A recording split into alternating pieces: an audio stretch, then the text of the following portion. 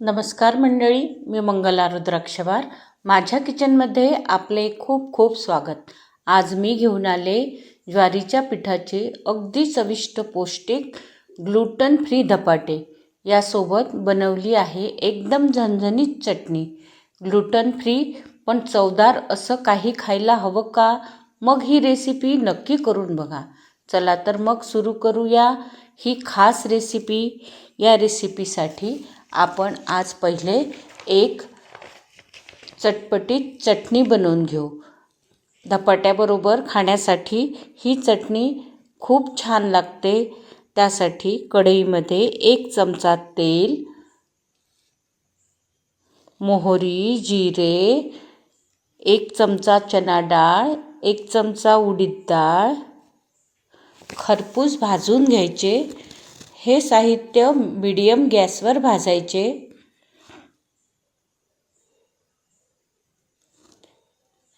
डाळी भाजल्यानंतर 4-5 लाल सुक्या मिरच्या घालायच्या.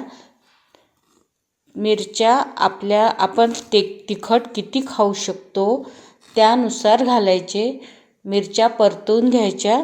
आता यामध्ये 1 कांदा घालू. कांदा परतून घ्यायचा. कांदा थोडासा परतल्यानंतर यामध्ये 4 कळ्या लसणाच्या आणि अर्धा इंच अद्रक घालायचा. 2 चमचे शेंगदाणे पण चांगले भाजून घ्यायचे.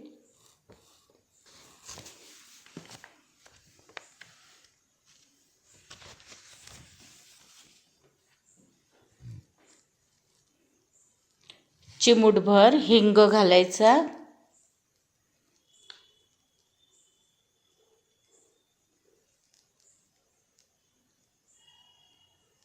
रंग येण्यासाठी यामध्ये काश्मीरी लाल मिरची पावडर घालून घेऊ. धना जिरा पूड 1 चमचा, चवीनुसार मीठ. सगळे जिन्नस मिक्स करून थंड करून मिक्सरच्या भांड्यामध्ये घ्यायचे आणि यामध्ये 2 चमचे चिंचेचा कोळ घालायचा. मूठभर कोथिंबीर आणि आपल्याला गोड कितपत आवडते त्यानुसार गूळ घालायचा. मिक्सरमध्ये फिरवून घ्यायचं आणि आपल्याला चटणी किती पातळ आणि घट्ट पाहिजे त्यानुसार पाणी घालायचं. वरून तुम्ही तडका मारू शकता. आता धपाटे बनवण्यासाठी 1 कप ज्वारीचे पीठ घेतले.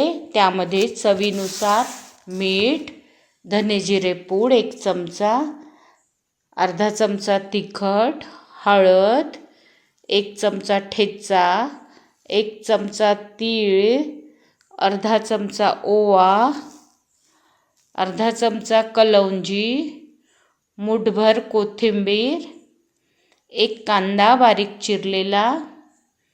सगळे जिन्नस पिठामध्ये चांगल्यापैकी मिक्स करायचे.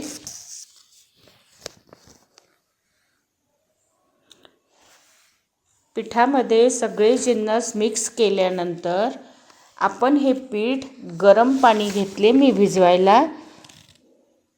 चमच्याने मिक्स करायचं.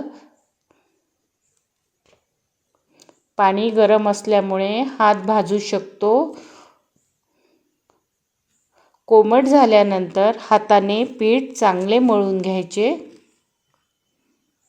यामध्ये मी दुसरे कुठलेही पीठ घातले नाही. एवढे पीठ मळायला मला पाऊण कप पाणी लागले. पाणी कमी जास्त लागू शकते कारण ज्वारीचे पीठ जर जुने असेल तर पाणी जास्त लागते. त्यामुळे पाणी बेताने थोडे थोडे घाला.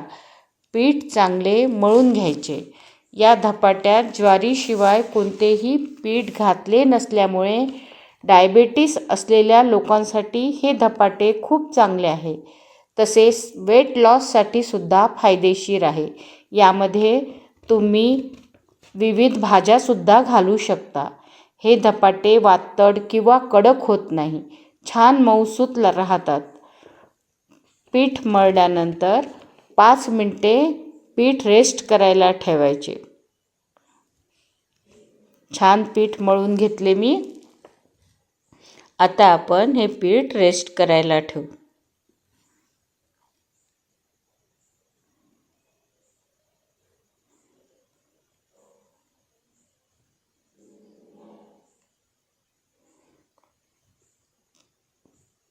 पाच मिनिटानंतर थोडंसं तेल लावून परत पीठ मळून घ्यायचं. एवढ्या पिठाचे अंदाजे 4 धपाटे होतात. बघा, 2 माणसाचं जेवण या धपाट्यामध्ये आपलं होते आणि याबरोबर चटणीची सुद्धा तुम्हाला गरज नाही आहे. बघा, असा गोल उंडा करून घ्यायचा. नुसता धपाटा जरी खाल्ला तरी पण तो छान लागतो. हे मी एका प्लेटमध्ये कांदा, मिरची आणि कोथिंबीर बारीक चिरून घेतली आहे. हा उंडा घ्यायचा, या कांद्याच्या मिश्रणावर थोडा थापून घ्यायचा. आता अशा प्रकारे याला हा कांद्यावर थापून घेतला आहे. आता पोळपाटावर थोडंसं पीठ घालून हलक्या हाताने हा जाडसर लाटून घ्यायचा. तुम्ही हाताने भाकरीसारखे थापू सुद्धा शकता किंवा लाटूनही घेऊ शकता. अशा प्रकारे आपला धपाटा तयार आहे. कांदा जो लावलेला भाग आहे तो खाली टाकायचा आणि परतून घ्यायचा. मीडियम गॅसवर धपाटा शेकायचा.